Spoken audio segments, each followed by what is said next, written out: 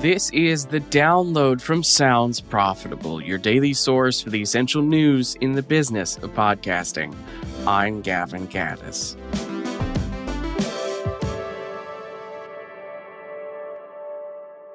Here's what you need to know for today, Monday, August 10th, 2026. First up, the Sounds Profitable Business Summit. The inaugural Sounds Profitable Business Summit takes over Terminal 5 in New York City on September 14th and 15th.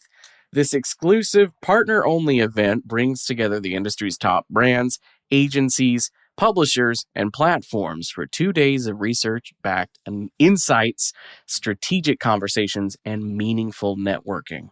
If you're already a Sounds Profitable partner, you can claim your ticket today. If you're not a partner yet, become one now and buy your Summit Pass and join the conversation shaping what's next in podcast advertising.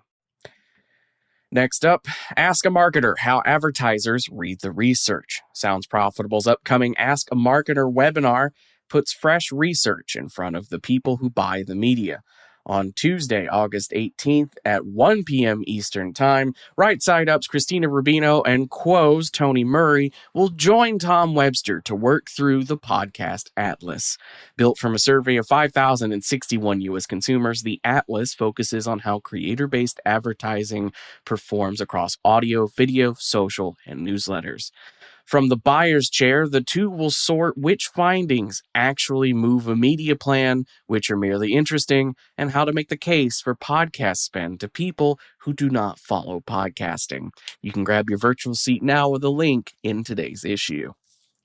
Next up, the FCC just put local TV up for sale. The FCC voted 2-1 to repeal the rule barring a single broadcaster from reaching more than 39% of U.S. TV households, replacing a fixed national ownership cap with a case-by-case public interest review. The change removes a long-standing barrier to station group consolidation and shifts oversight towards antitrust courts and state attorneys general rather than a clear FCC threshold.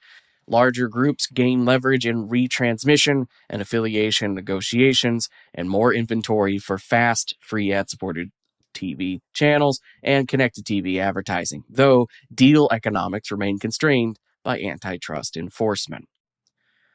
Next up, RSS.com brings HLS video podcasting to Apple Podcasts. RSS.com has launched a new Max plan that lets creators publish video episodes to Apple Podcasts via HLS streaming, with programmatic ads inserted dynamically from the first episode.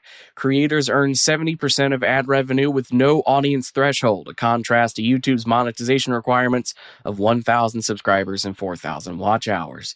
A single upload syndicates video to both Apple Podcasts and YouTube while delivering audio only to other platforms and preserving existing listener history.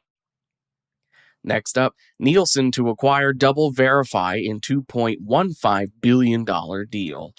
Nielsen has agreed to acquire the media verification company DoubleVerify in an all-cash deal, valuing shares at $13.60, a roughly 30% premium.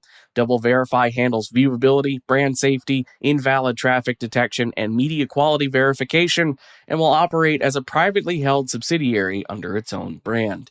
The combined company spans television, streaming, digital, social, mobile, audio, and AI-driven ad platforms with more than $4 billion in combined annual revenue and clients responsible for over $300 billion in ad spend. The deal is expected to close in the first quarter of 2027, pending shareholder and regulatory approval. And for our final top story, ad industry groups join forces on AI governance. The Association of National Advertisers, the 4As, and the Interactive Advertising Bureau, IAB, are aligning for the first time in nearly a decade on a joint effort spanning AI governance, retail media, and commerce standards, and workforce development. The collaboration, which follows a meeting in Cannes, will culminate in an inaugural industry leadership summit this October during the ANA Masters of Marketing Conference. The effort sits within the broader advertising ecosystem rather than podcasting specifically, but its AI governance and measurement work could shape standards that reach audio. As for the rest of the news, Sounds Profitable is proud to sponsor the 2026 International Women's Podcast Awards hosted by Tink Media. Entries for this year close August 14th, and the submission fee is set at $50 with scholarship options available. Sounds Profitable partners can receive free submission, so hit reply or check the official Slack server for more details. Cumulus Media laid off a number of staff across its podcast network, and while some reports suggested the division has been gutted, the company says those reports are inaccurate and that it remains committed to the podcast network. Realm has announced a partnership with Disney to produce, distribute, and monetize audio from Disney, National Geographic Kids, and Marvel, including a return of the 80 million download Greeking Out. Airwave Media has named advertising executive Charles Dannison its Senior Vice President of Podcast Sales.